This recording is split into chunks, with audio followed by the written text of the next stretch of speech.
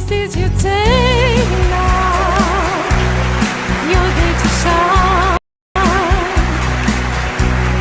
Take out the gifts you have and make the world your shrine. Make it the best you can. Make it about you.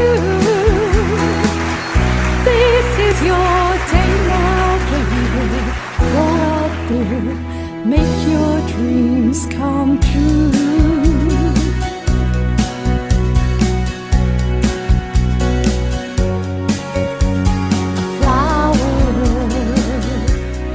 Got through the storm.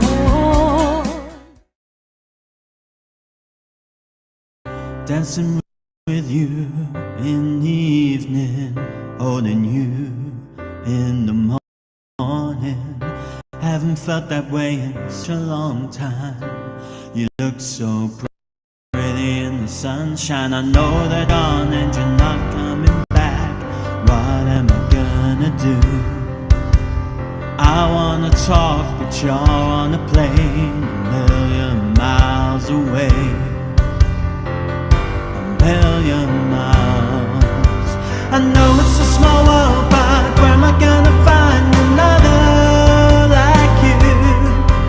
I know it was just one night, but I'm never gonna find another like you. Drinking with you in the moonlight, lying with you by the poolside. I wish we could have stayed forever in that Italian paradise.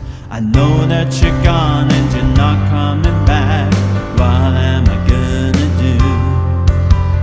I wanna talk, but you're on a plane a million miles away. A million miles. I know it's a small world, but where am I gonna find another like you? I know it was just one night, but I'm never gonna find another like you. And I knew from the moment I saw you I'd be writing this song and dreaming of leaving everything to follow you. I know it's a small world, but where am I gonna find another like you? I know it was just one night, but I'm never gonna find another like you. I know it's a small world, but where am I gonna find another like you? I know it was just one night, but I'm never gonna find another like you.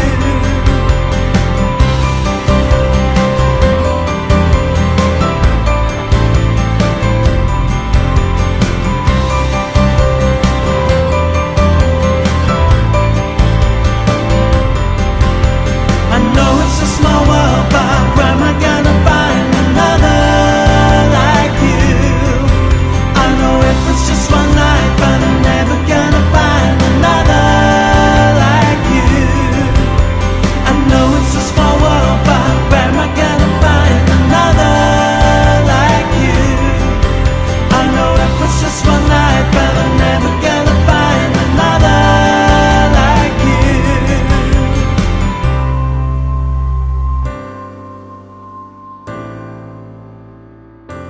Another like you.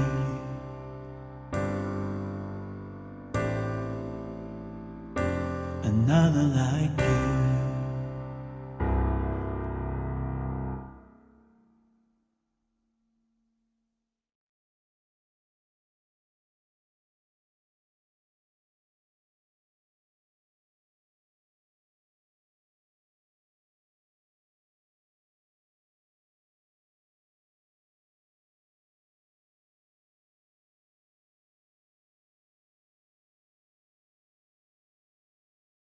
A little bit about your background. You probably told me before, but when did this all start and how did you write your first song? How old were you when you wrote your first song? Well, I think it depends how far back we go, but I always I sort of started doing musical stuff, sort of singing along to Top of the Pops and also sort of musical theatre things and songs we'd be doing at school. So I started with that, and then eventually I started doing sort of Saturday musical theatre and singing and dance classes and things. So that was the main start of performing and singing. And then at some point, I can't remember exactly when, I started learning piano. And then not long after I'd started learning piano, I started, trying to write my own stuff on piano. And then, I remember sort of writing silly songs at school as well and showing my friends. So you started writing silly songs at school, and who were your influences? Did you have any bands or performers that you felt that, influenced your taste in music? Did you just write from the guts, whatever came to you? It sort of felt like it's just whatever came to me. Then I guess it must be influenced by something. But I like sort of things like Elton John, Queen, and then sort of pop music at the time. So sort of early noughties stuff, I guess it would have been. Sort of pop, groups like Steps, and so sort of pop music rather than like folk or no. Okay, so what's your first memory? I like to ask this question because I actually remember one of the first songs I remember was waking up and my dad was playing something from Brigadoon. Oh, for Barney Dean, oh home, go home, and it sticks in your mind. You're like maybe 4 years old or something.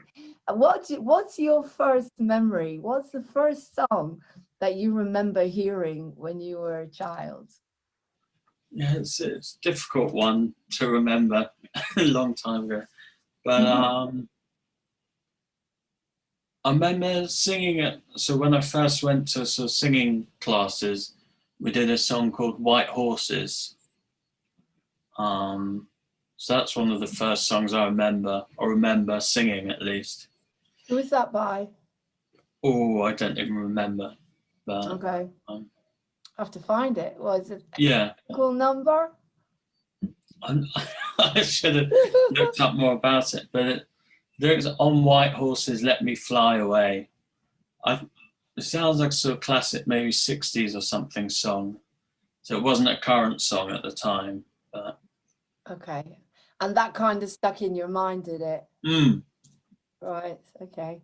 So so basically you've been writing music for quite a while, and your influences, as you're saying, was like Elton John and bands from the 90s and stuff, and Steps and stuff like that.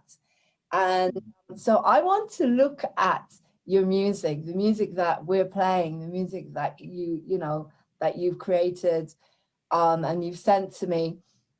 Let's go back a bit, because I'm playing, if we go back to Born to Lose, for example. Sounds like you're with a band. Are you with yeah. Can you play that? Yeah, okay. Well, tell us a bit about your band. I mean, how old were you then, and what was it? What did it have a name?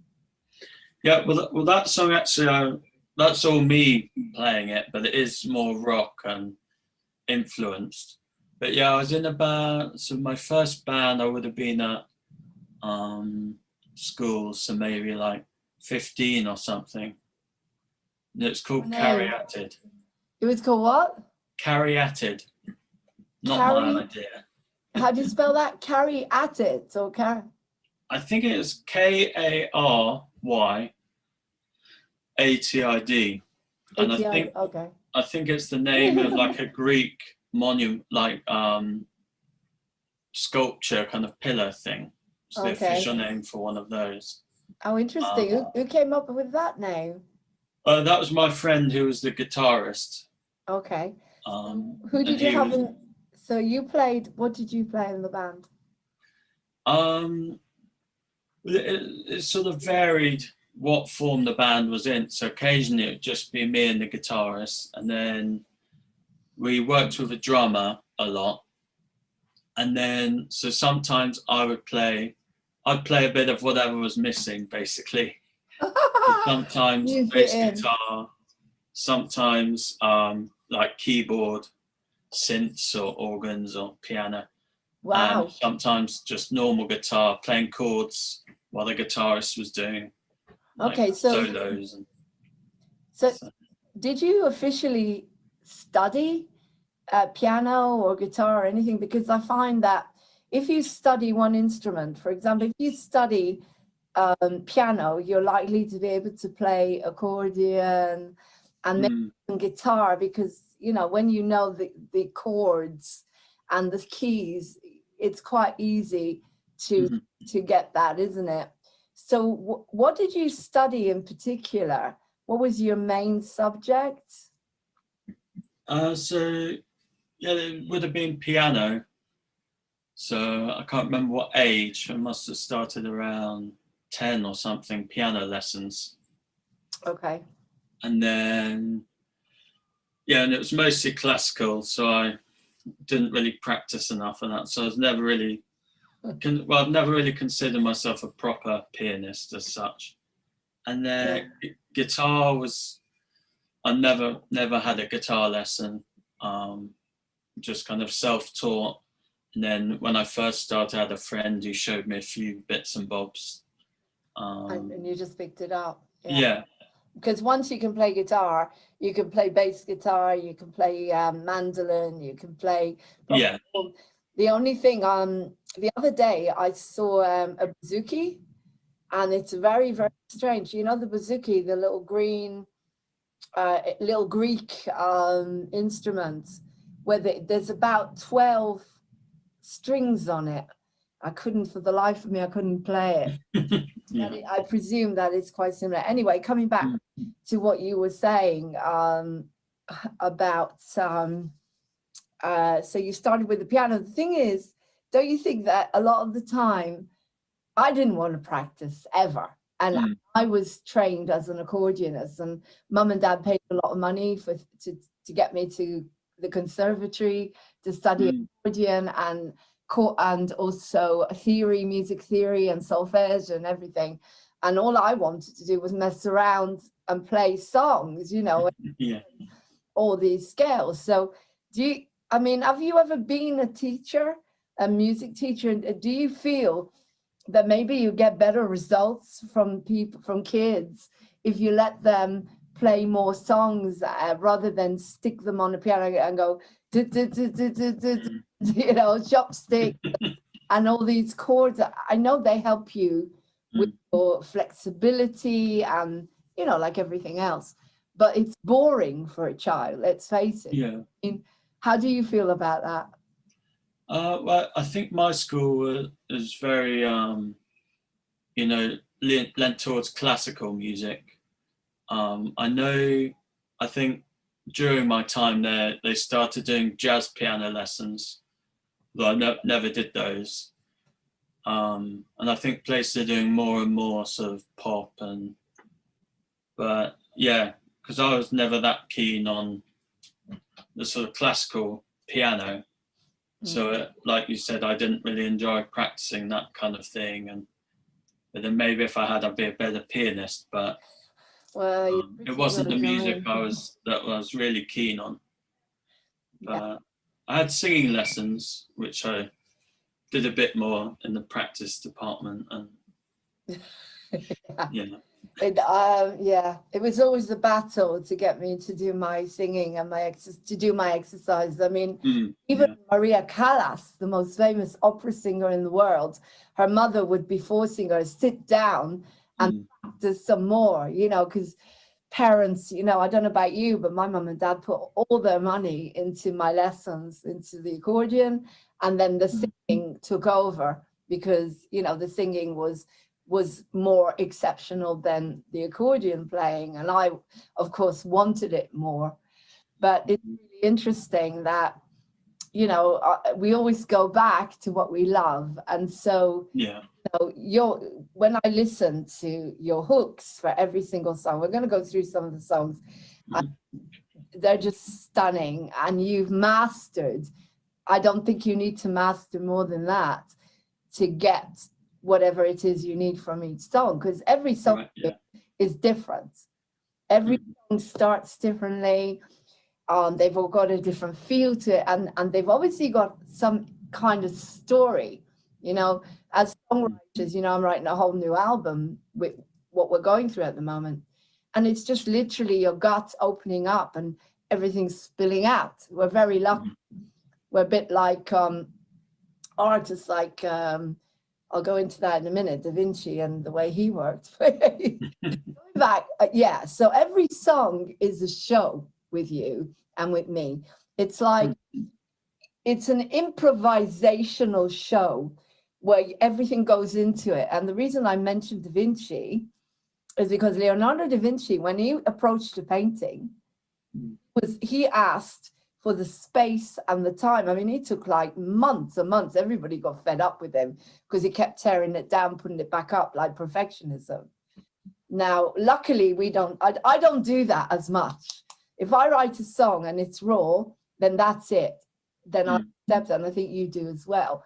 Not talking about the vocals, that's something else, where I always find issues with my vocals. But coming back, so an artist, like if you were an artist like Leonardo da Vinci, your album would be about 7 years to do one song, So what I feel that you do is, you, like I said, like for example, Born to Lose. I'm going to get fed up here because all I'm doing is talking. Born to Lose, right? If we take that song, which it's a very, very powerful piece of music, and it's a very, very powerful song, and you put like da da da da da da da da da, I was born to lose. It's like real power. Like that must have come from some angst and pain. I mean, why else would you write a song like that? So is there anything behind that? Is there a story behind there somewhere? I'm not sure whether there's like one specific thing that sort of triggered it, as it were. But I'm trying to remember when it. So at the time that one was written, it's sort of after I've come out of university and sort of looking for. But it was mostly composition jobs and music jobs, and it's sort of like feeling like you're not getting anywhere. That kind of thing. So that's the sort of the losing element is it felt like I wasn't winning any. That makes sense. But yeah. So all the frustration into that really, really heavy, it's a very heavy song, and it gives you an opportunity to really let go with, like you say, the roar of your voice. It just comes through. And you need it. It's so you wrote the whole thing. You wrote the lyrics, the music, then you arranged it with all the instruments. Yeah. Okay, what comes first, the lyrics or the music? I think sometimes it varies. I think often it would be the music.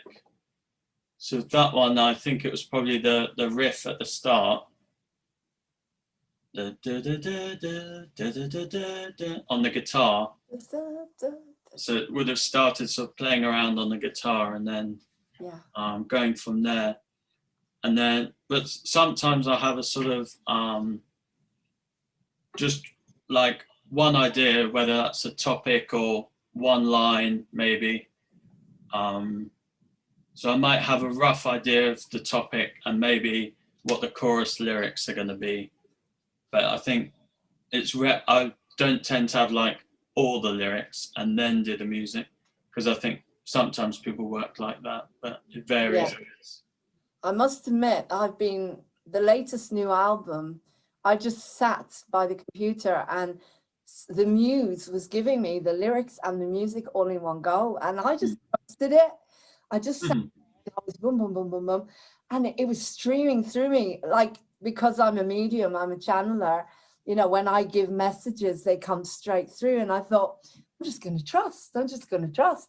And they were rhyming, and that's unusual.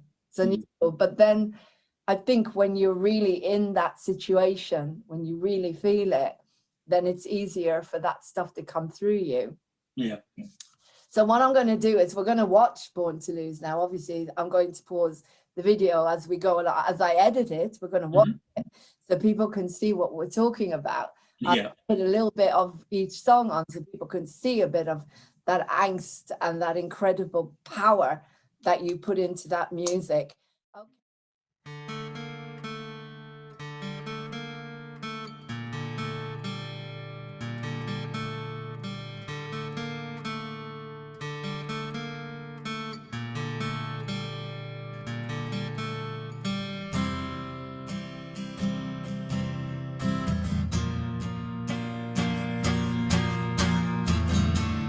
All the visions running through my head makes me wish it was the real world instead.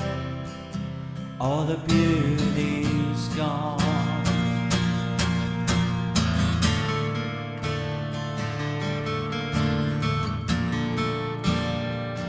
All the beauty is gone.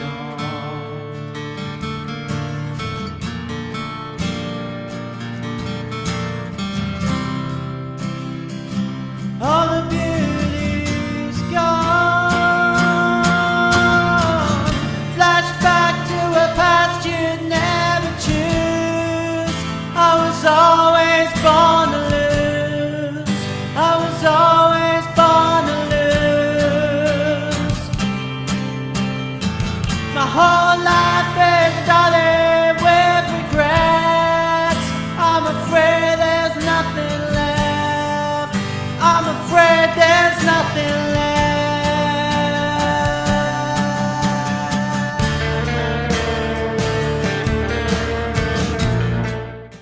As we move on, so what would you say from all the music that I'm playing at the moment, what's the first one that you wrote that really stood out? Can you remember?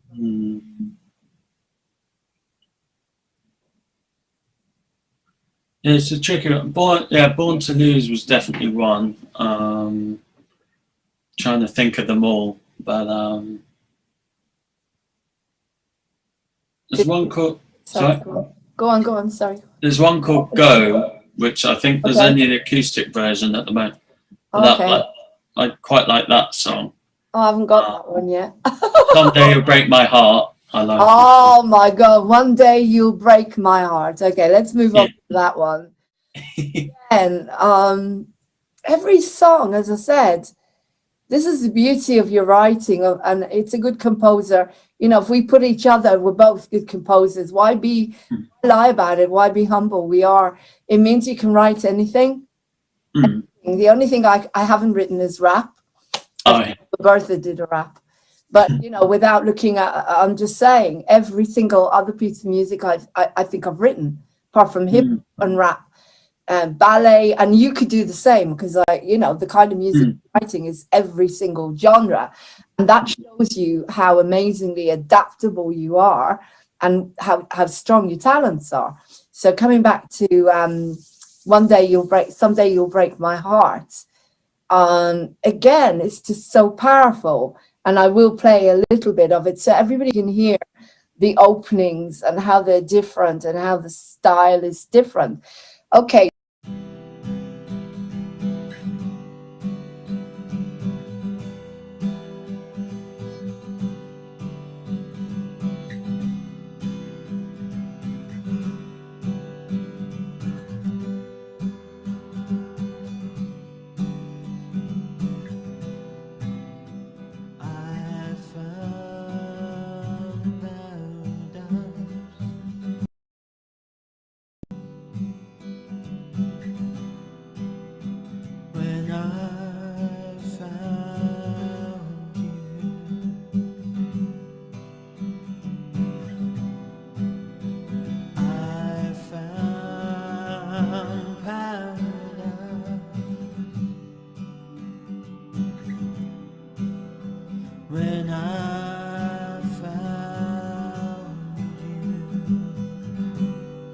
Don't bring me down, don't bring me down, let me believe.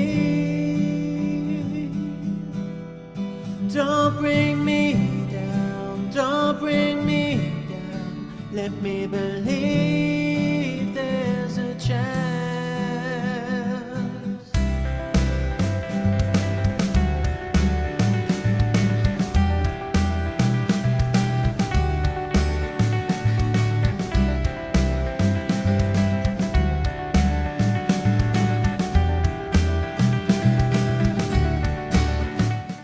You can hear the openings and how they're different and how the style is different.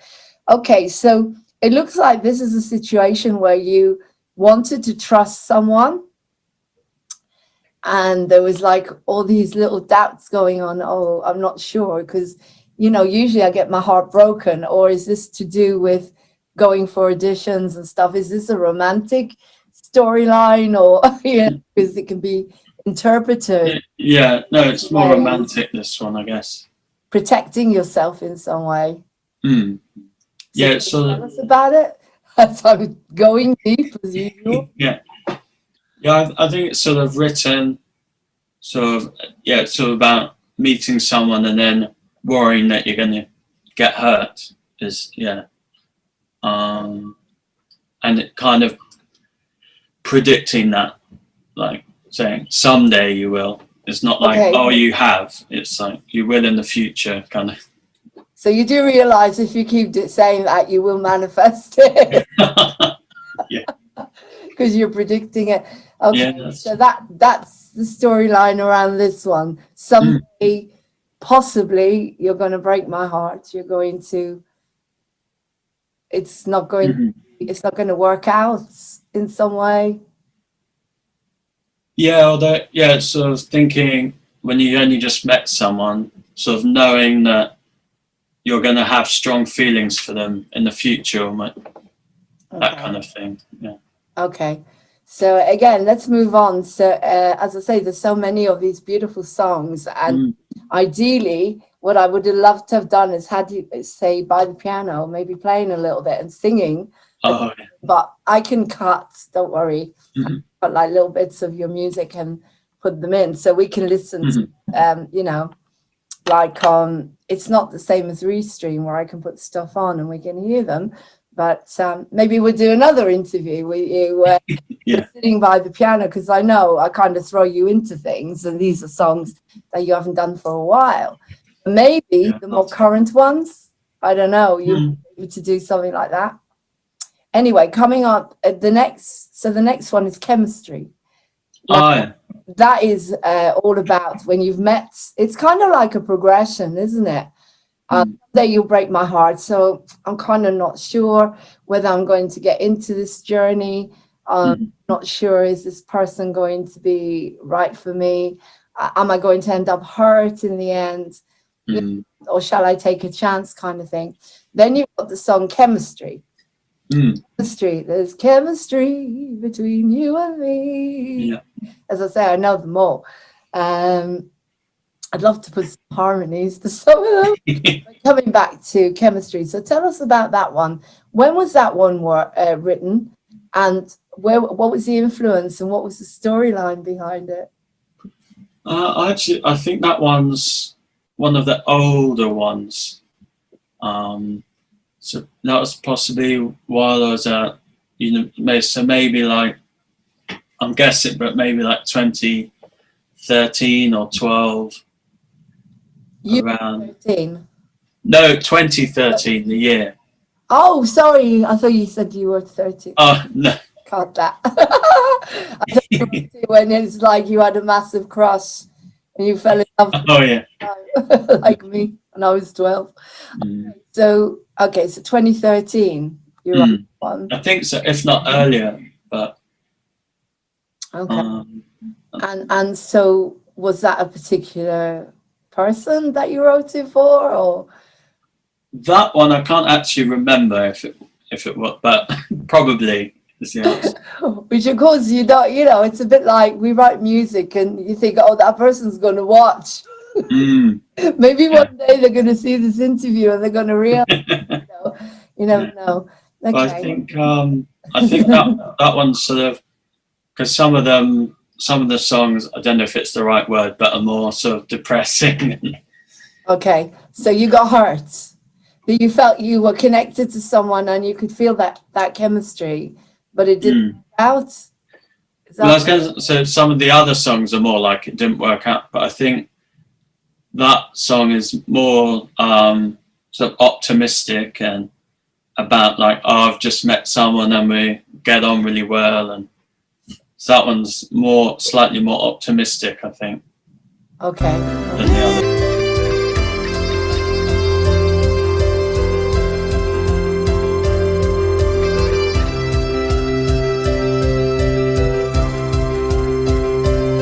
Now I have this chance, I won't let you down. I felt it, and you did too.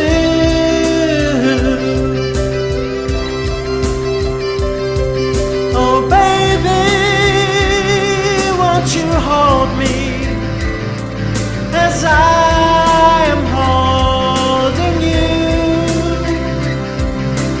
Never, never leave me, 'cause there's chemistry between me and you. Chemistry between you and me. Don't wanna lose this feeling. Chemistry between you and me.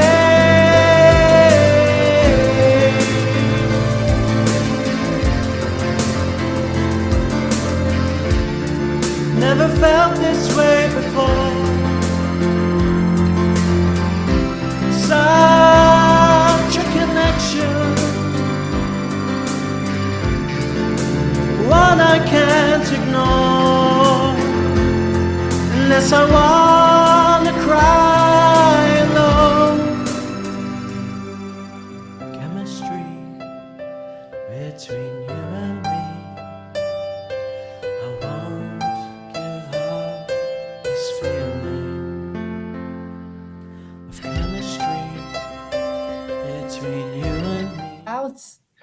Is Well, I was that going to say some of the other songs are more like it didn't work out, but I think that song is more sort of optimistic and about like, oh, I've just met someone and we get on really well, and so that one's slightly more optimistic, I think, okay? than the others. Or Yeah, some of them. no. As a,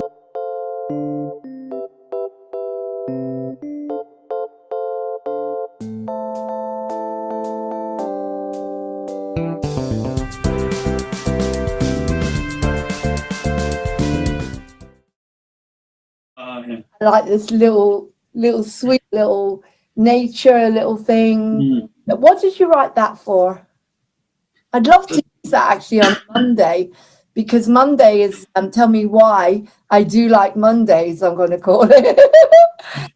Oh, yeah. So springing your step, it's kind of like giving, I'm really grateful that you let me use your music. Tell what was bringing your step for? Were you commissioned to write a piece for a film or a program of any kind? Yeah, so not for that one. I do a bit of I think that just the generic term is library music, because I do stuff for films and other sort of things for video. But so there are ones where I work on something, they say, oh, we want this, but then I also do library music where it's just tracks that are already written and then people look through. So I think that was just one of those, and I don't think that specific one's been used, but I think I was just inspired by something fun and upbeat. And What inspired you?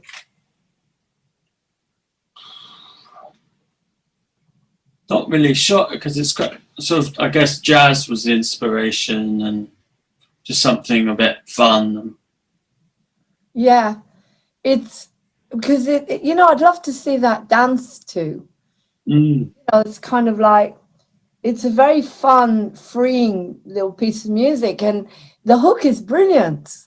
Mm. The hooks are just so brilliant. You know, I come on, I'm a composer, and my ego, you know, and it's not always easy to go and say to people, oh, you know, you're talented or you're brilliant, and I do pick and choose, and I'm very, if I say someone that they're good, then it's unusual, as I say.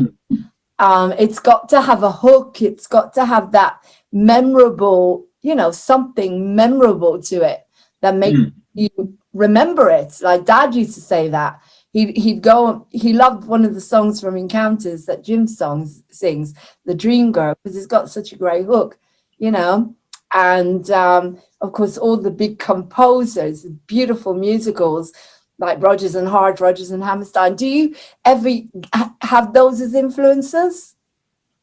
Yeah, I think so. Just because maybe just sort of absorbed it because of performing musicals for quite a long time. Oh yeah, we'll go into that in a minute, because if you look at all the musicals that used to be written and the music that used to be written up until the last probably maybe 10 years, they all had brilliant hooks and melodies. And then suddenly they started to become more like, to me, an opera. I think you could write an opera standing on your head. Come on, anyone. I'm not saying about arranging it, saying about writing it. It's just a conglomerate of pieces of music stuck together. Sometimes, you know, they don't fit. You know, sometimes they're terrible. I mean, I think they're terrible because they don't have a melody. They're just a noise, a cacophony. Now, I'm not talking about some of the really good ones. I'm saying, but, you know, even big operas like Wagner, you know, like really tough, heavy. Yeah. To me, that's just a cacophony of noise. However, I'll give it to Wagner. He did know how to put the instruments together beautifully in order that they match. But anyway, musicals. So the music you write is very similar to Gary Barlow, Elton John, Billy Joel. These are the music that I'm pulling out, you know, very melodic, very beautiful. And I do struggle with music that doesn't have that hook. You know, as I say, when I collaborated last year with Paul McDonald on Heart Vision, you listen to that hook is so strong between what he did with the music and what I did. And that's why people love it. It's like it takes you, when something flows harmonically, then it makes you feel better as well. Anyway, musicals. So you've performed in quite a few musicals. Do you want to tell us a little bit about that?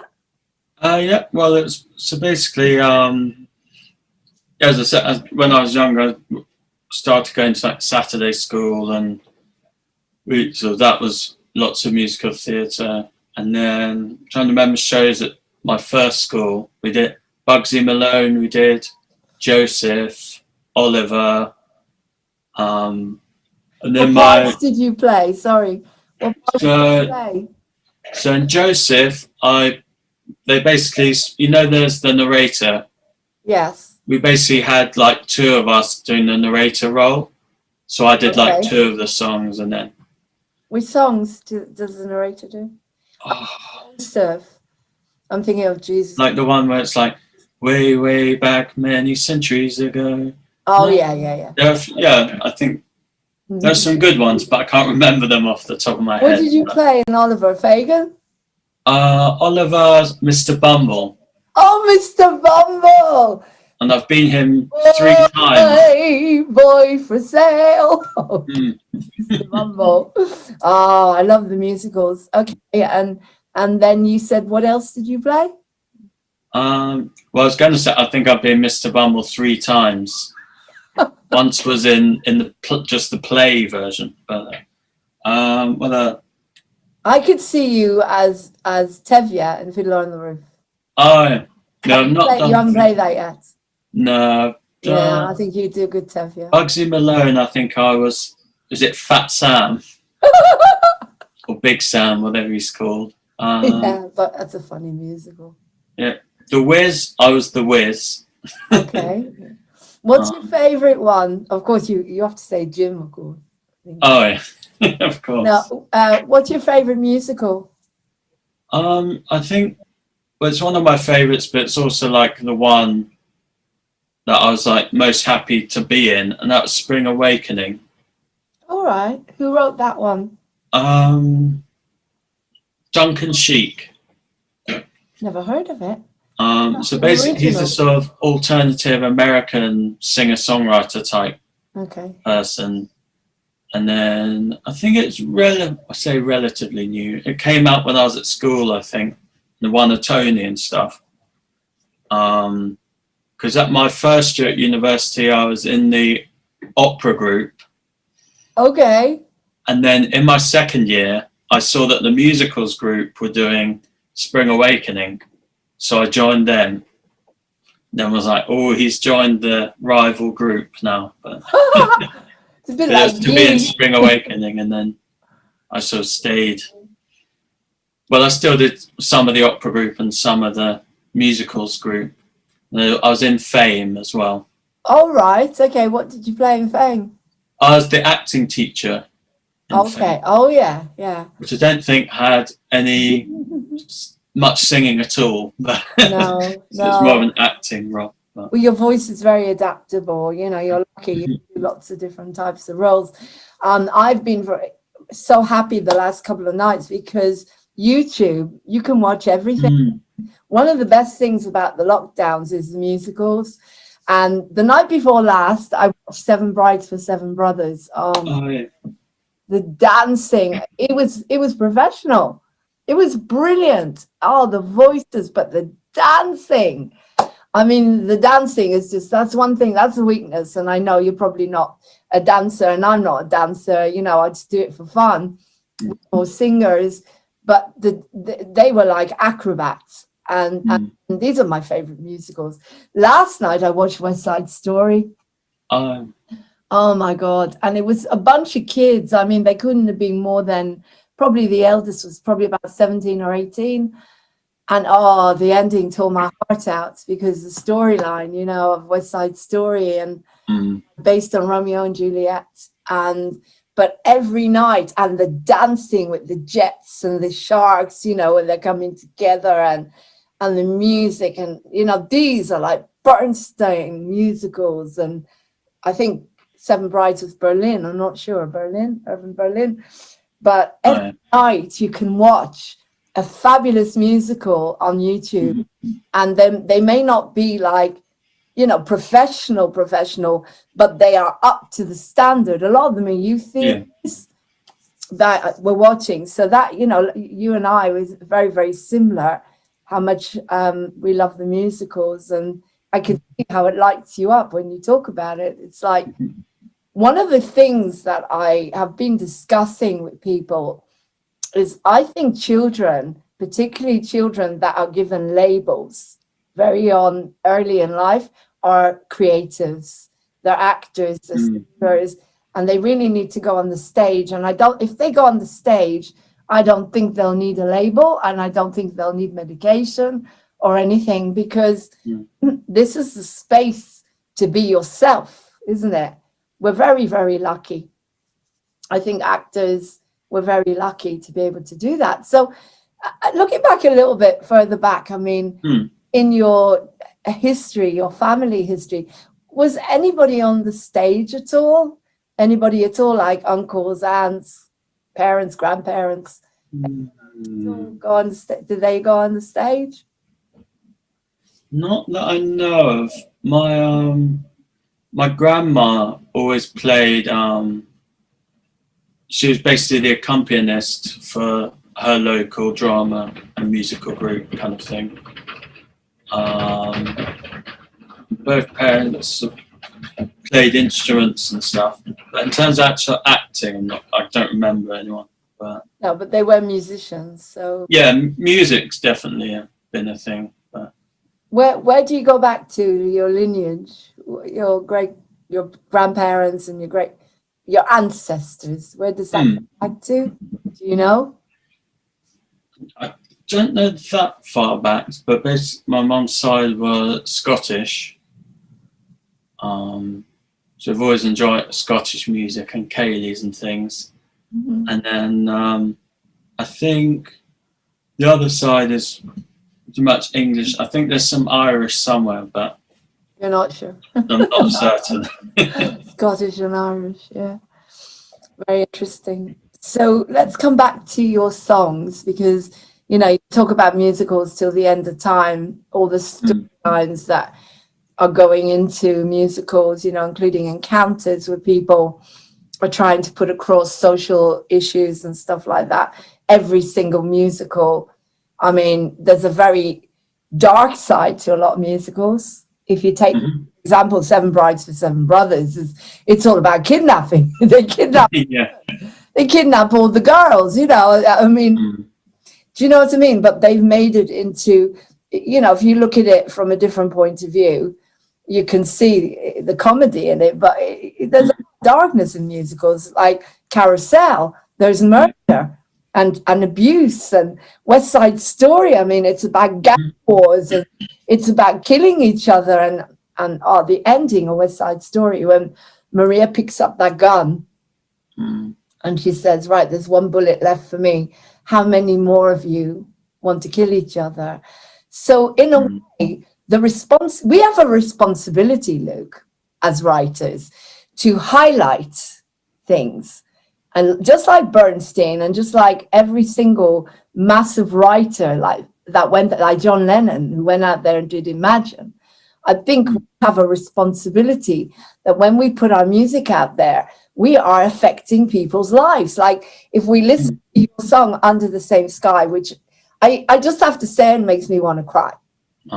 It is, I think it's probably your newest, is it your newest song, Under the Same Sky? No, but it's okay. It's written. It must have been 2015.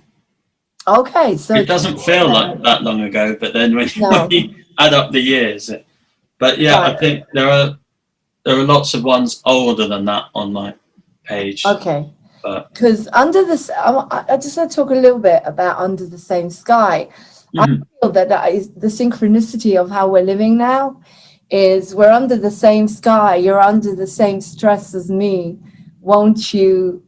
What's the word? Sorry, won't you something? And won't you take me anywhere? Won't you take me anywhere at all? It's like we all want to escape. And yeah, it feels relevant. And it's all about how connected we really are, because it doesn't matter who you are or what you are, we are under the same sky. We're all going through stress. And it really talks to people like me, people that are isolated, people that are going through loneliness, that can't see their families. And it's been like that for a year now, more than a year.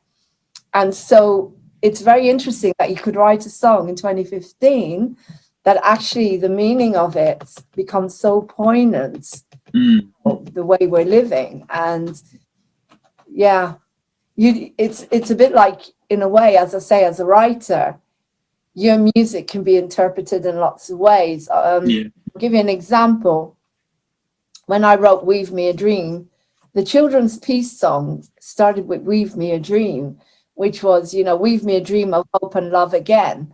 And it was burn me a light, touch me a song, and lead me far away from all that has gone wrong. And initially it was a love song.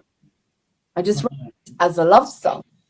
And then 9/11 happened, and I suddenly realized that I'm here to write peace music and to bring people together. And it became a universal thing that, I don't know if you know, there's a philosopher called Wayne Dyer. He's dead now, but he talked about music as a universe, piece of music. We are a universe, one verse.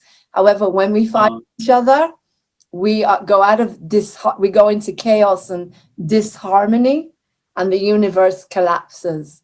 So, I took Weave Me a Dream is like weaving a carpet. It's a bit like Shera na Shelga, that Vlad has worked with the Bulgarian songwriters. Yeah. So as I say, as writers, we we may start writing from our core feelings of loneliness or broken hearts or romance, but it can be used now, particularly that song Under the Same Sky, to me is very much about how we're living at the moment. How do you feel about that? Yeah, I think it's sort of quite, yeah, it's sort of in a way almost timeless in a way, because it can be applied to, it was about a specific situation, but it can be applied to other situations. And I think because I think there's some sort of modern pop music talks about sort of current things like, oh, I'm texting, just as an example, I'm going to text you or whatever.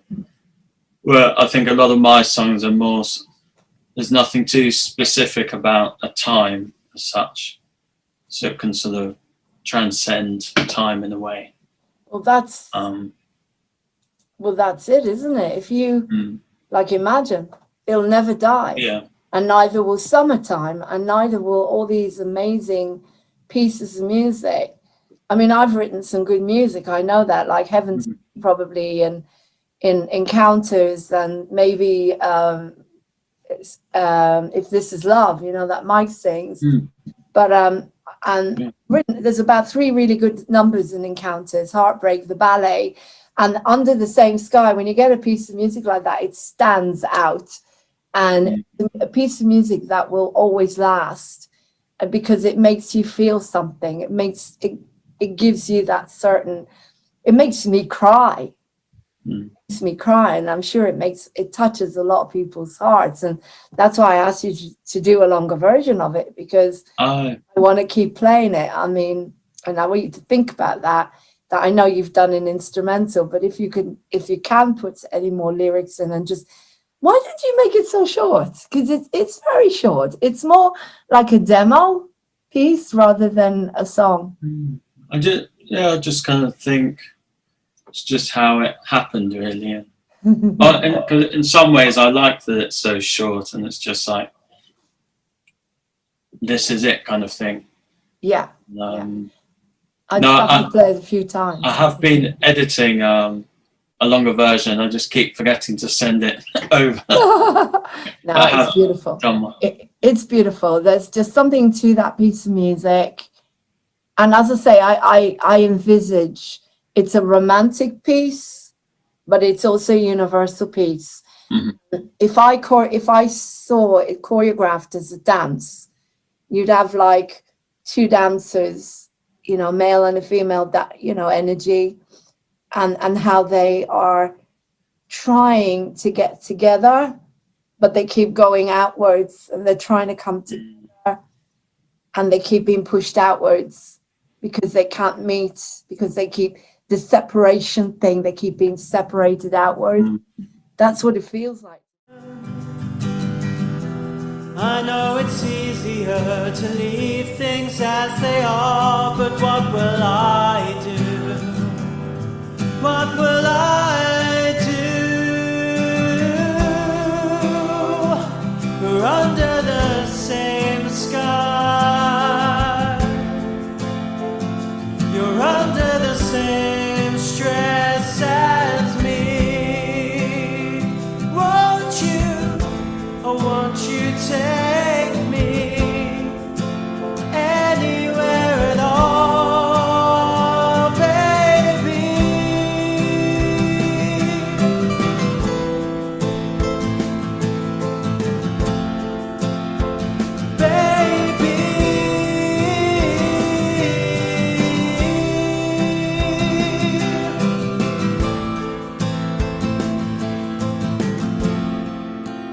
Anywhere at all, baby. What it feels like to me. Do-do-do-do-do. You know, as I say, I also choreograph in my head. I orchestrate in my head, somehow. Okay, so that one. So let's have a look at another one. Yeah. I have waited. Now again, you've got that. Do-do-do-do-do-do-do-do. Now, the beauty of the piano is when you start singing is Teardrops on my window pane. Can you hear me? It's like you can hear the raindrops. Do, do, do, do. Did you know that while you were writing that? Or is it just me that's picked it up? Raindrops on Poss- the pane. Possibly, because I know sometimes in sort of composition you do things. The music sort of mimics the space or that kind of thing. So if something's happening really fast, the music will be fast. But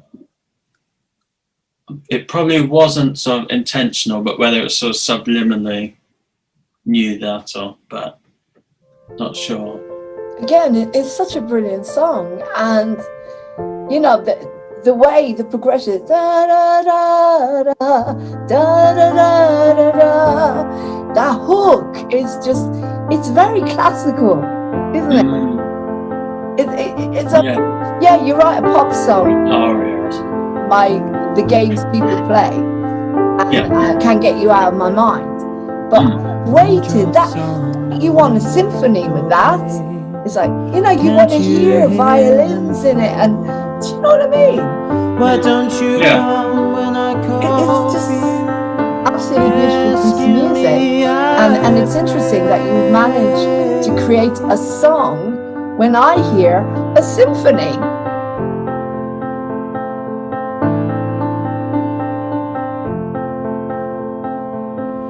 And most nights I lie awake, too afraid to dream.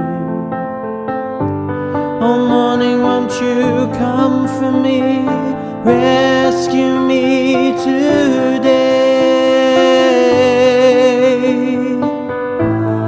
I have waited long enough for you. I have waited for everything that you do.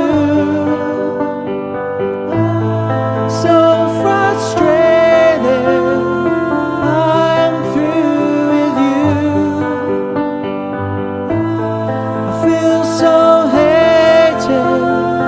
Time to A symphony, and I see another beautiful dance. It's like there's so much emotion, and it's really interesting that I've known you now, what, for 2.5 years maybe, and you seem very calm, focused, very like, you don't like looking outside the box too much. Like when I said to you, do you want to sing in the park? It was like, ooh, not sure.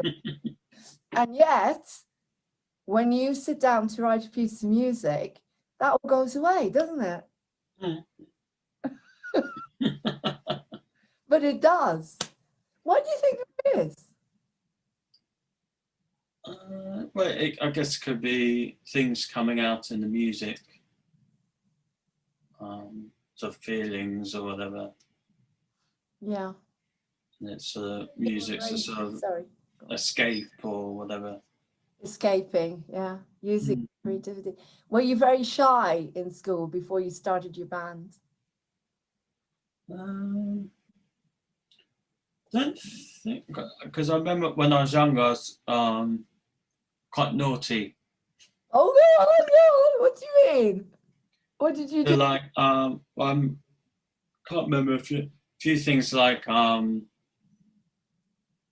be told off for singing in class or humming, and that sort of thing. And then they'd say, "Oh, I'll make you join the choir if you do that." But I wanted to. Yeah, exactly. Yeah, so yeah, I was a bit so naughty. Why is that naughty? You see, this is the thing is, well, making noise and put kids into yeah. But you know, if you want to sing, you know, like Maria jumping around the trees and interrupt. But not in the middle of a class, I guess. So they threatened you with the choir. And I think. I love it. Yeah, I get told off for silly things and. Were you bored? Possibly. What was your favorite subject in school? definitely not languages. I guess probably music, but that's the obvious one to Sure. say. So when were you doing your singing? When maths was happening and things like Yeah, yeah. yeah. Yeah. Why the hell? I had to have a Mm. tutor. I couldn't. It's interesting though. Maths and music are very, very similar. The way you Yeah, that theory. song, And, theory, and yet I couldn't figure out maths to save my life, but I could do theory. I could do theory and and compose and stuff like that, but I couldn't figure out maths. Okay, let's see now. What else have we got? What other songs have you got that I'm playing all the time? Let's think. Well, you've got Can't Get You Out of My Mind. Now, yeah. that is also, it's a very, very catchy little melody, and the hook is very, very strong. So you da da da da da da, and it's so easy to remember. So you teamed up with someone called Feet, is that right? Fed, yeah. Fed. F-E-D. And is she Italian? Yeah. Okay. Okay. That connects me to someone like you. Another Like You. Another like you.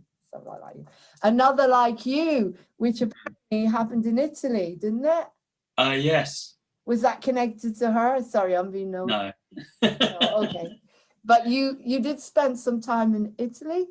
Yes, that's unconnected to the singer. Although I always say I need to go out and for a trip to her house and sort of see where she grew up and that.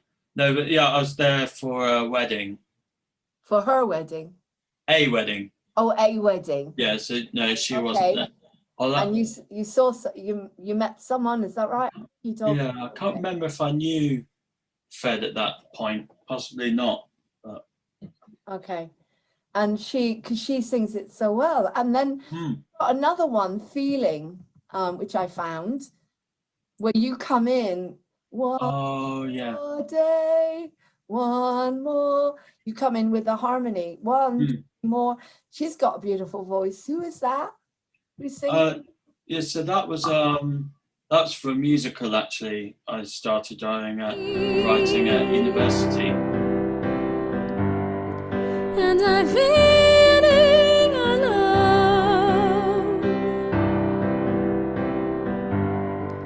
and I feel like a melody that's played on its own.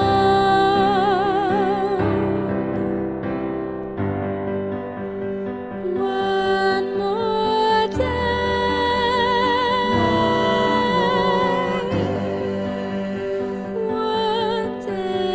more.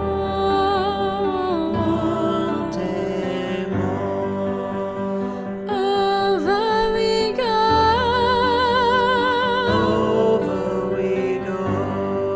Over the barricade.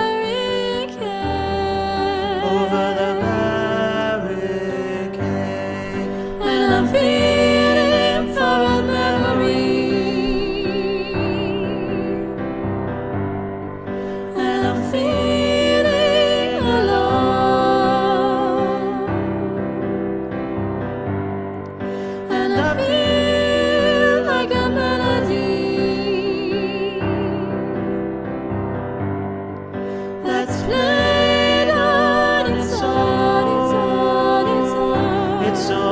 Its own, and I'm feeling for a memory.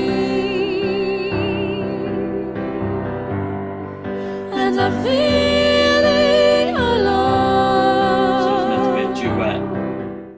So it was someone I knew who was in the musical society and was a very good singer. It's beautiful. Got her And to- it feels like a memory. Yeah. And you did that beautiful harmony, as I say. But she's got a beautiful voice, and it, she really puts it across, which is really nice. Yeah. And I remember when we first met, and I was listening to your music, and I listened to Coming Out. Oh yeah. It's coming out. And I thought you were, I remember saying, oh, I thought it was you. I thought you were gay. No. I thought it was you, that you'd written about yourself. And then you said, no, a friend of yours asked you to write a song for them. Is that right? Yeah. Yeah. So it was kind of for their birthday. But they'd also come out as gay, and were quite, you know, they weren't shy about it or anything. It was No, sometimes this big too thing. much. It's like a little I'm bit kind too of like, much. it was a big thing. And Yeah, sometimes a little bit too much. You put it. yeah, It's it was brilliant. meant to be I sort mean, of funny as well. you've described him. It's like people can see the kind of person he is. And Mhm. did he write any of the lyrics, or was that all you? I mean, the whole beginning where everybody deserves a voice, everybody, it doesn't matter who you are, it doesn't matter what gender you are, whatever. It's so powerful the way you do that. So was that all you, or did you sit down with him and he told you what he wanted? Yeah, I don't think he gave any actual sort of suggestions. So yeah, it was all my lyrics and stuff. Correct. It was meant to be sort of just almost like a big musical number in a way. It Kind of is. easy and The way fun. it develops, it's interesting because it develops a bit like the praises of your love. The progression, it goes into, you know, that big chorus. Coming out so damn strong. Sometimes a little bit too much, but he's here and he's not afraid to say, and say, I can sing the praises of a moment. So it's kind of similar, that big chorus. No, it's beautiful. It's just amazing to write about someone else. I don't think I've ever written about anybody else, except all my music is about situations or about what I've gone through. I've written about my feelings towards other people, but I've never actually written about another person as such. The closest He's I got coming to out that, loud and proud, sometimes a little bit too much, but he's here and he's not afraid to say it's okay.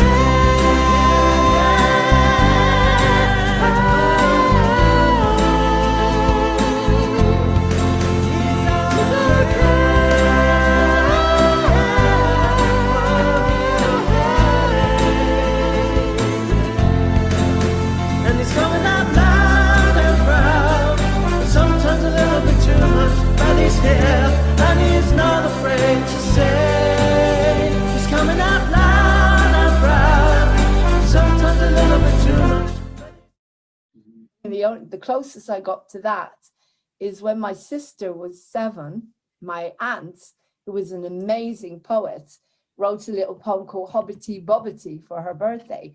And I put music to it and it went, Oh, nice. Hobbity Bobbity all the way. I've got a message to bring.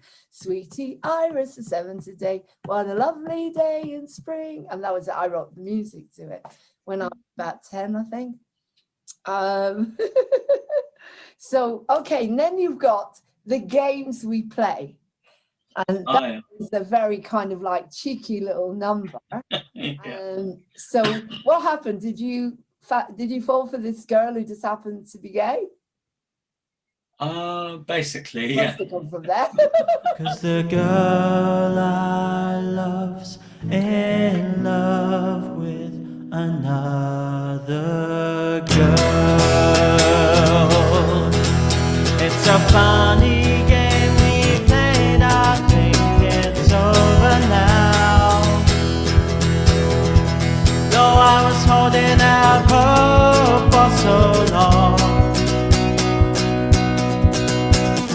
You go back to your life, and I'll go back to mine. You strung me along, but you're through with wasting my time. People wonder why we held it off so long. Now I realize what's really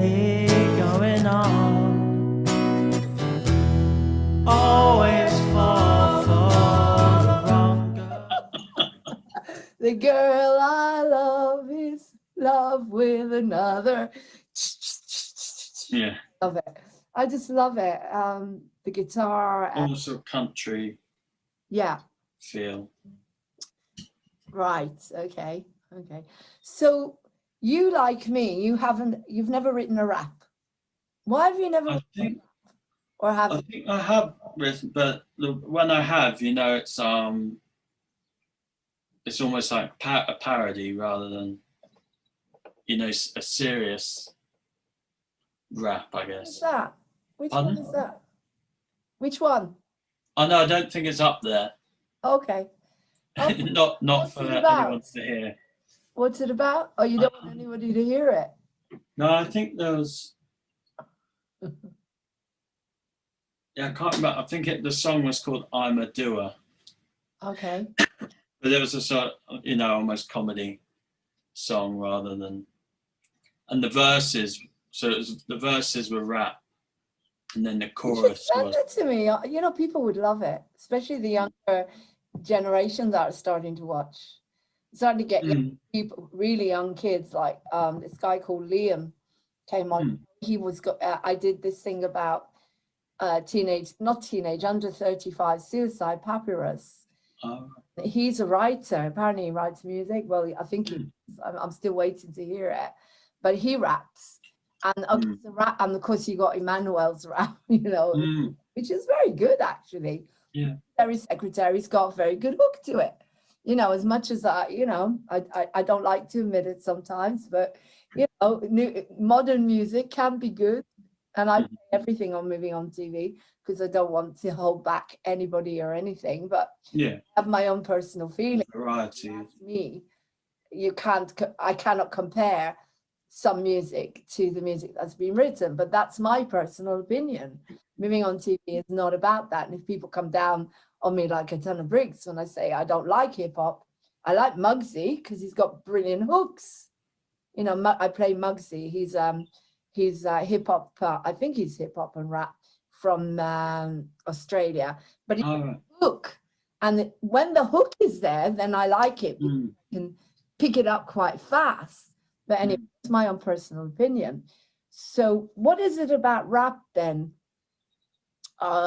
Because it's a rhythm, isn't it? It's like you've got to get that.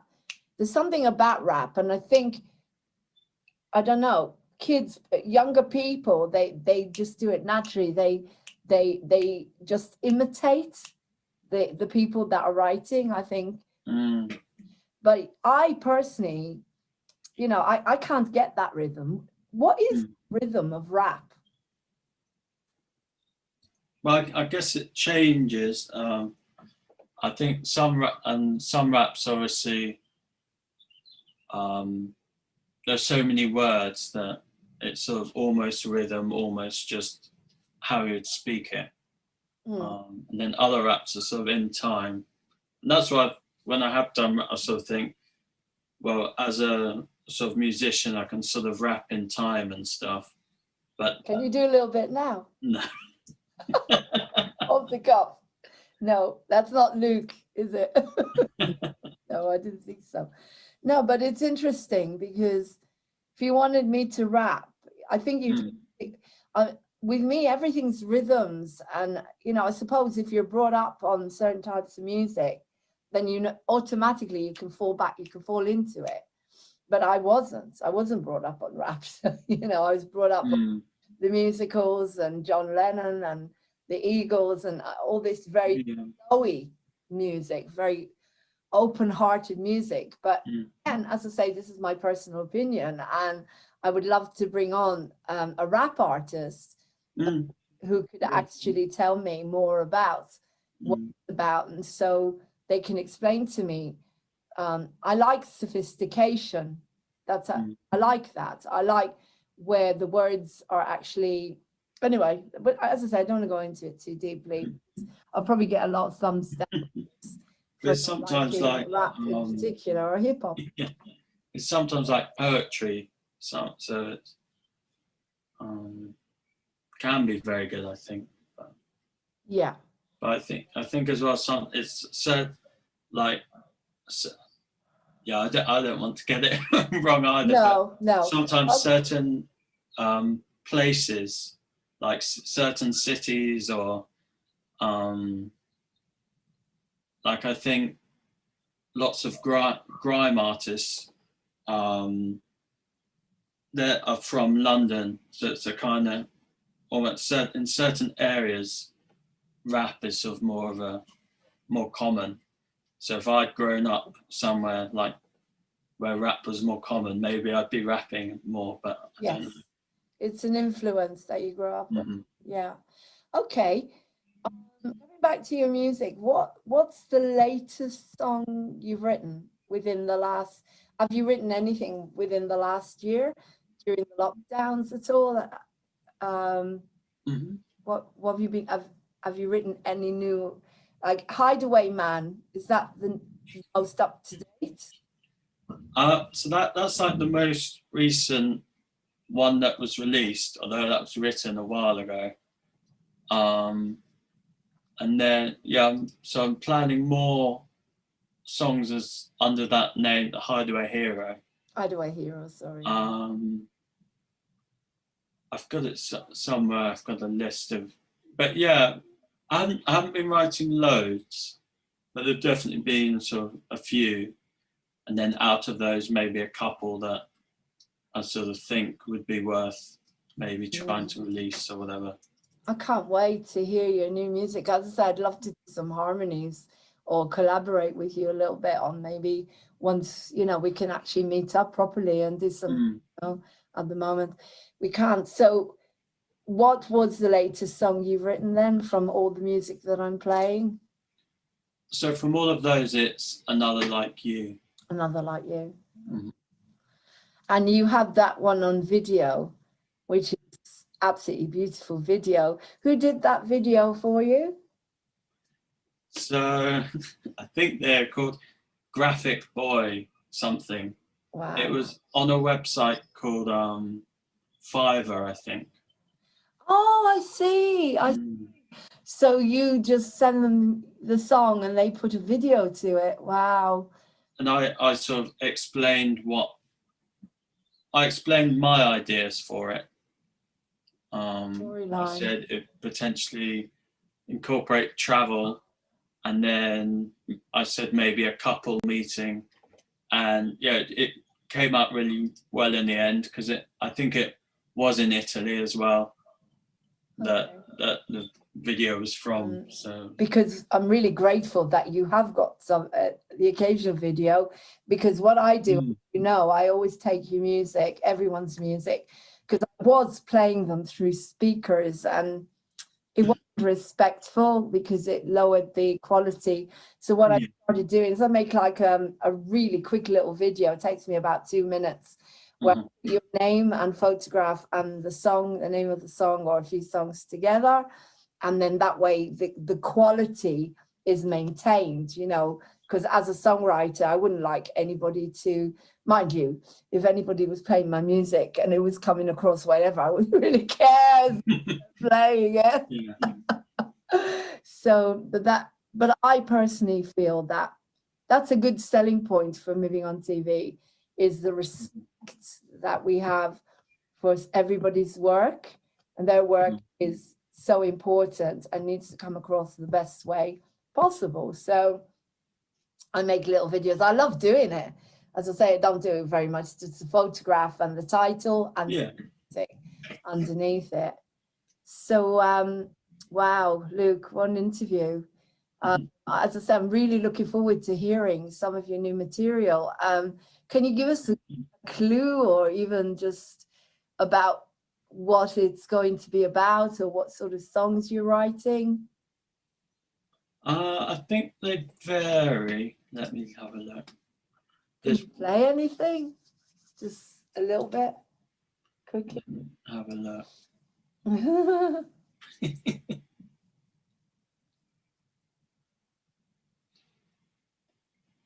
But yeah, so because I write a lot and then it's deciding which ones I think are good enough to sort of put out.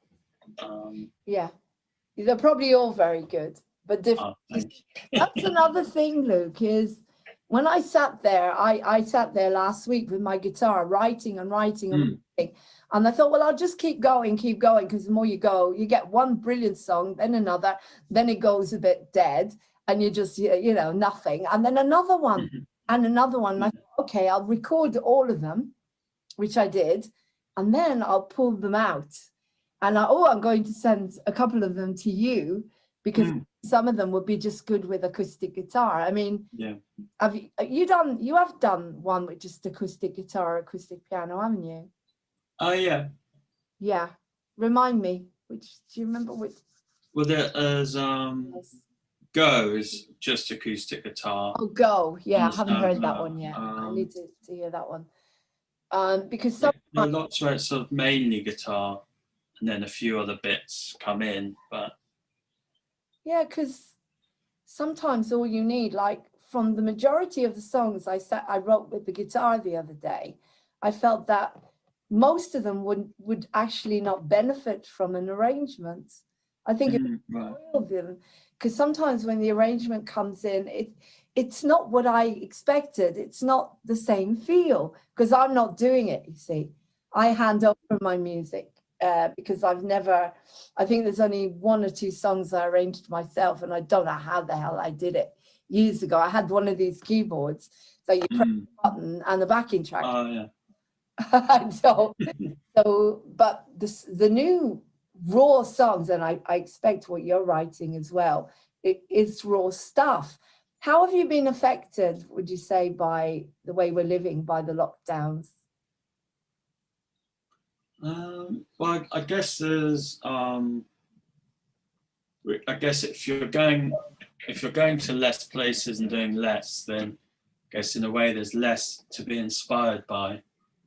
But then I think there's one song I've started writing called "Suffocating." Okay, I really want to hear this one. It is a bit extreme, but that's sort of about being stuck inside and that kind of thing. It's the best way to deal with whatever you're going through, isn't it? I mean, the big song I wrote is called "This is the War." This is a war like no other kind of war, and you know, and it's just like angst, like 60s, you know, when they used to go to before Vietnam, or because they didn't want to go. This is like everything, like it's just, you know, got to get it out of you. And that's what I'm saying is we are very lucky that we can just get it all out. It's like primal screaming, singing comes from here, from the heart and the guts. But I'm looking forward to hearing that. No, but what I mean is, so like everybody else, you weren't able to go and visit your friends. You're stuck in a house, you know. And do you go out in nature at all? I mean, do you enjoy nature? Do you have any animals? Yeah. Do you have animals? Pardon? Animals.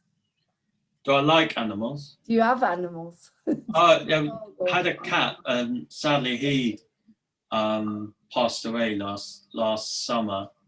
But before that, it was like sort of spending more time with him around. And then I guess it's a sort of sad, but one positive from that is we now get lots of birds, because obviously they wouldn't come because they knew there was someone going to try and get them. So nice, like lots of robins and that kind of thing. Oh, that's nice to see. So you have a garden that you can sit in and relax. That's good. It's good. And you live with your dad, is that right? Yeah. How does he feel about your music? I mean, do you have your own studio so that you can't hear? I mean, you know, so when it gets really loud and stuff like that, how do you feel about it? I tend not to be, or easy for me to say, but I tend not to be too loud, I don't think. I used to be like, when I was in a band and stuff, and I guess when I play electric guitar through the amp there, that can be, be loud. He doesn't join in or anything. No. So your dad doesn't have any kind of musical aspirations to be part of. Well, he does, but Does he? yeah. Well, he plays in the local orchestra. Oh, you're kidding me. What does he play? French horn. Oh, well done. Okay, so there's music, as you're Yeah. saying, there's music in the house. Mhm. Probably appreciates, what does he like you to sing then?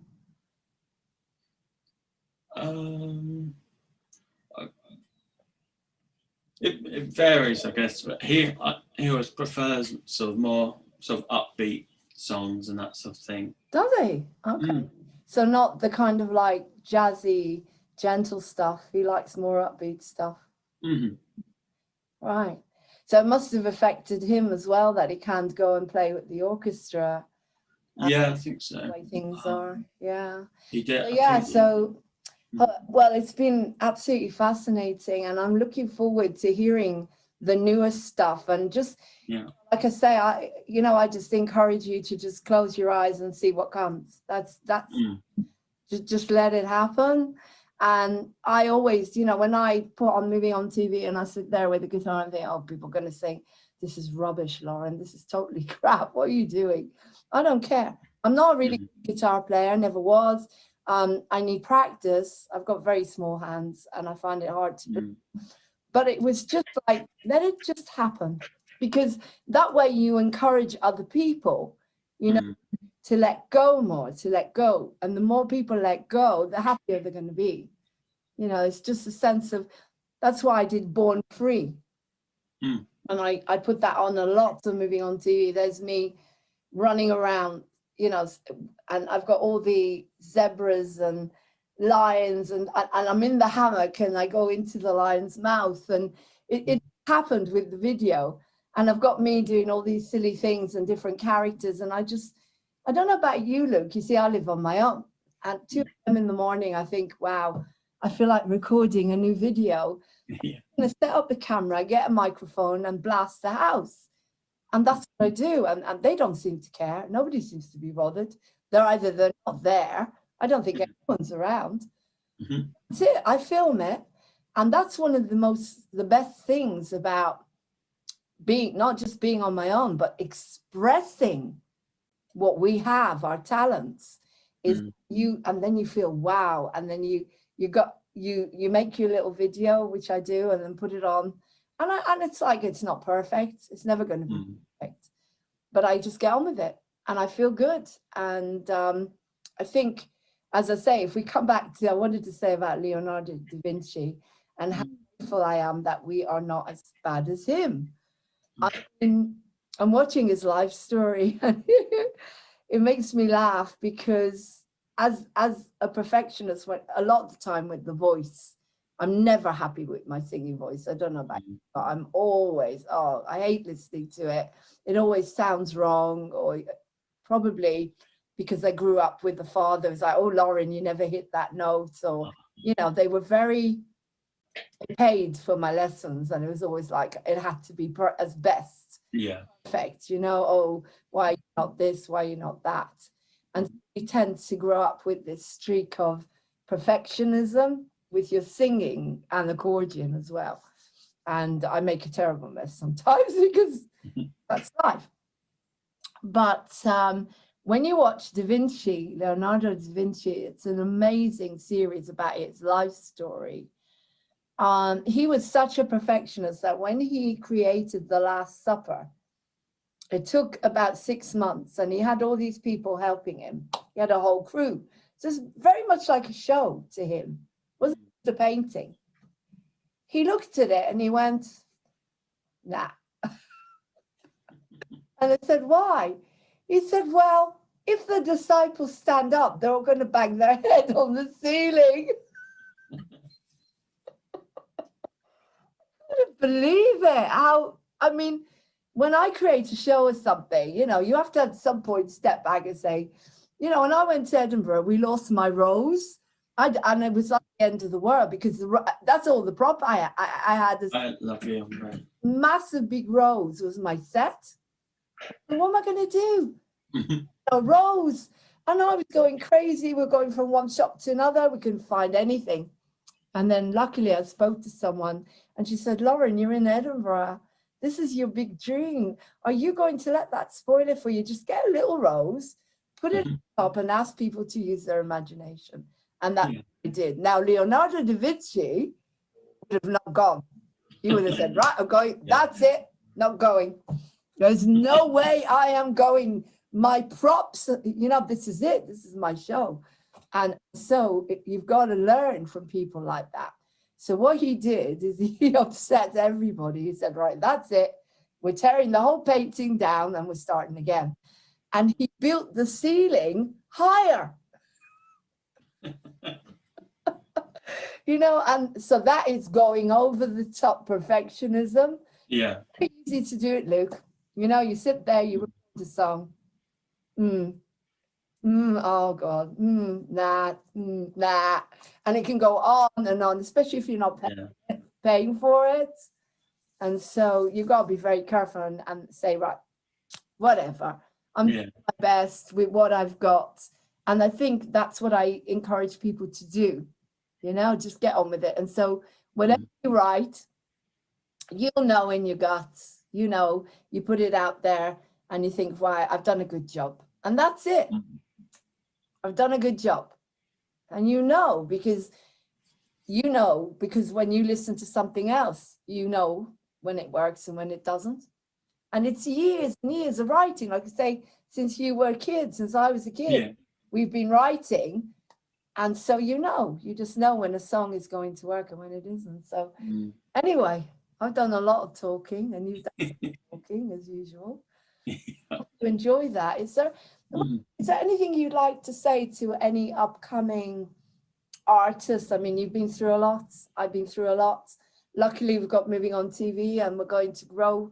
That's my prayer, is that we grow and grow and grow so we all get the glory we deserve together. But that wasn't there before, so there wasn't an opportunity. So, but is there anything at all you regret about the way your career has gone, or anything, if you went back in the time machine now, what would you do differently? Is there anything at all you do differently? Yeah, it's a very tricky one because sort of knowing, and I've actually got a song which is kind of about it coming up, which is sort of at moments in your life where there are these big decisions, like obviously there's like deciding, well, it goes back sort of, you decide what GCSEs you do and that affects what A levels you do, then what A levels you do affects what you're going to do at uni, and then so all these big decisions.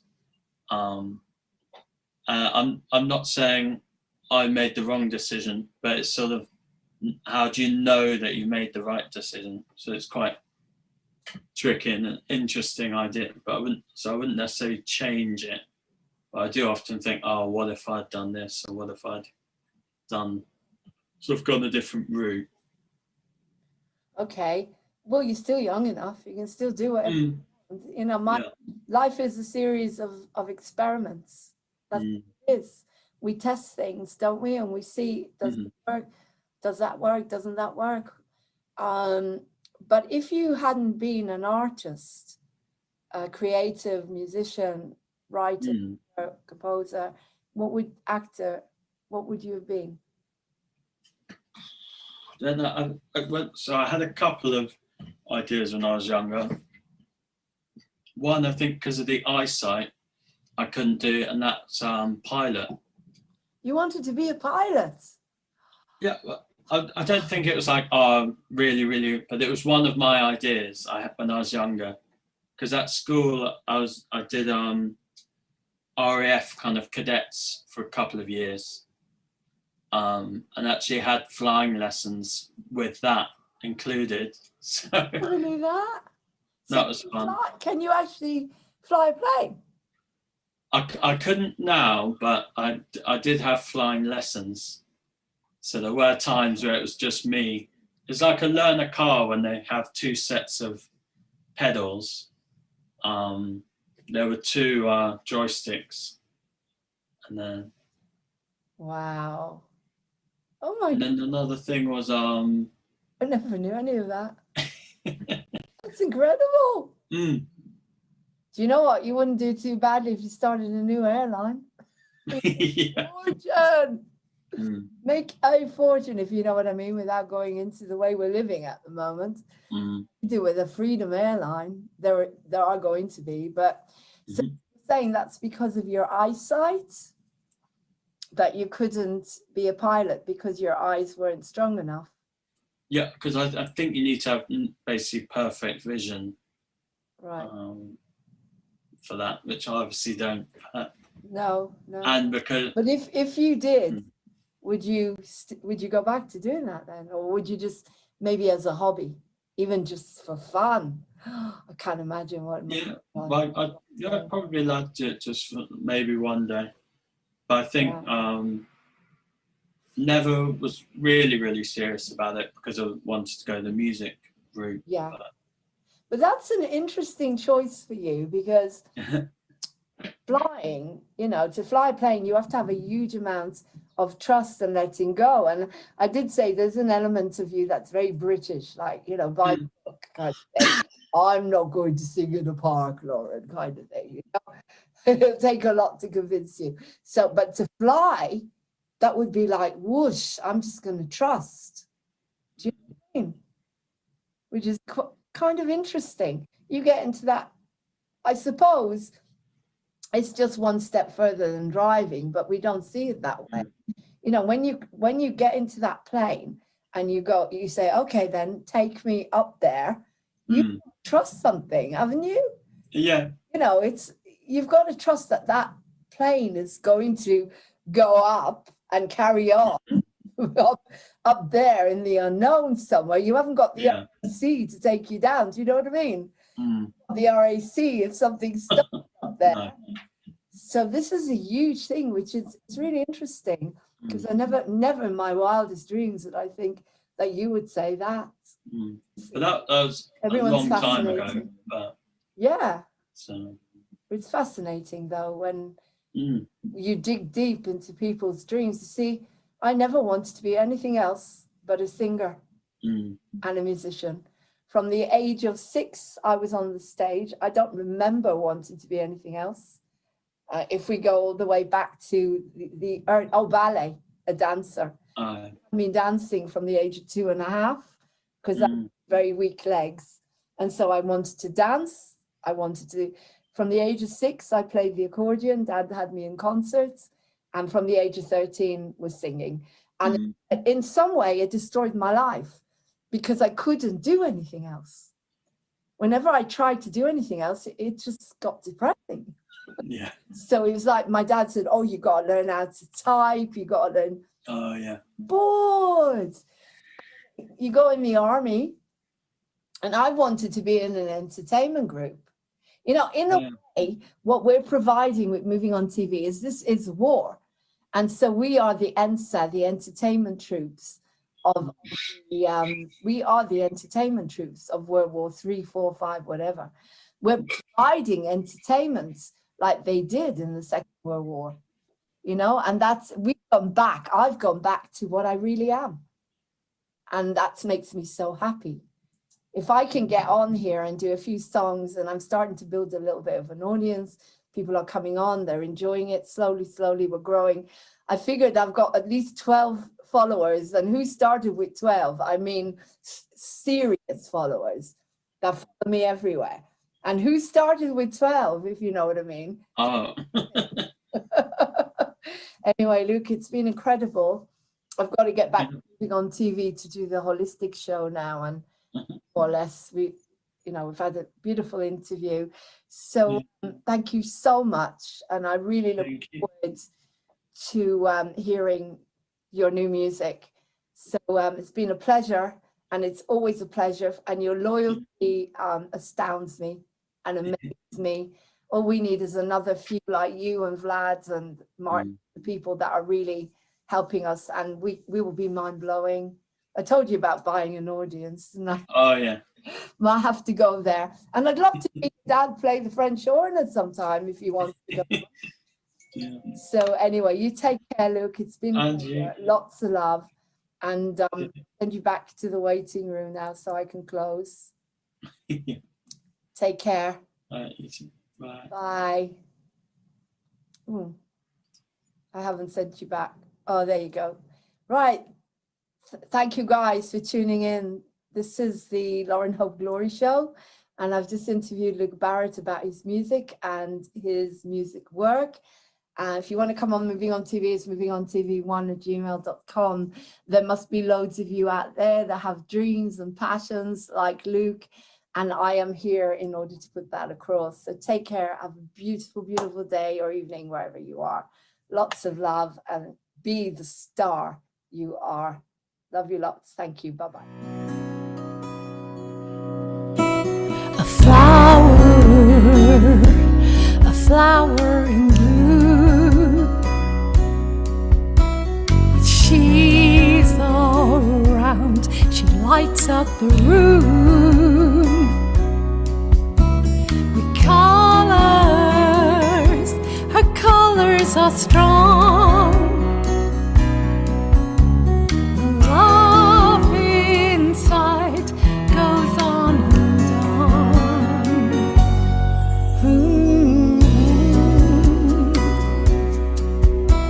A flower so bright, with just one smile, dark turns to light. Her heart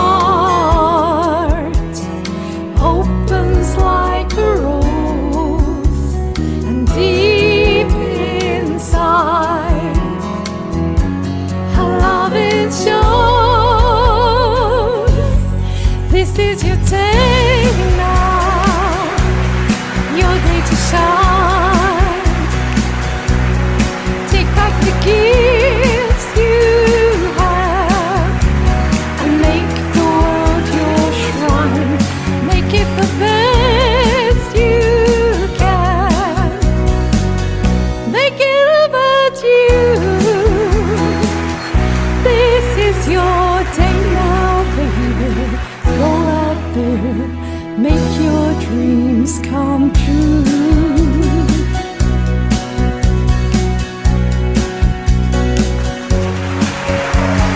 Flower who got through the storm,